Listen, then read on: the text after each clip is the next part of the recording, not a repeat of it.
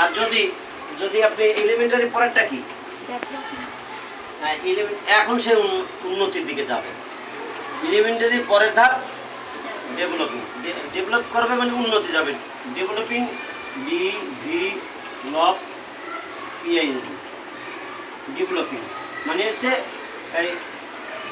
আস্তে আস্তে সে উন্নয়নে যাচ্ছে, সে মোটামুটি বিকাশ মান আর কি, বিকশিত হচ্ছে। উন্নয়ন না বলে বিকাশ, বিকাশিত, এটা হচ্ছে প্রাথমিক বিকাশিত হচ্ছে, মানে তার বিদ্যা বুদ্ধি আগের থেকে অনেকটা আগাইছে, ডেভেলপিং।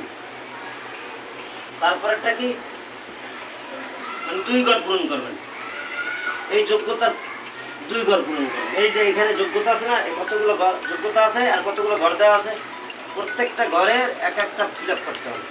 এই একটা যাবে।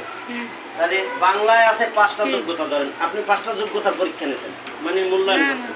এখানে 5টা বা 3টা, কয়টা যোগ্যতার মূল্যায়ন করছেন?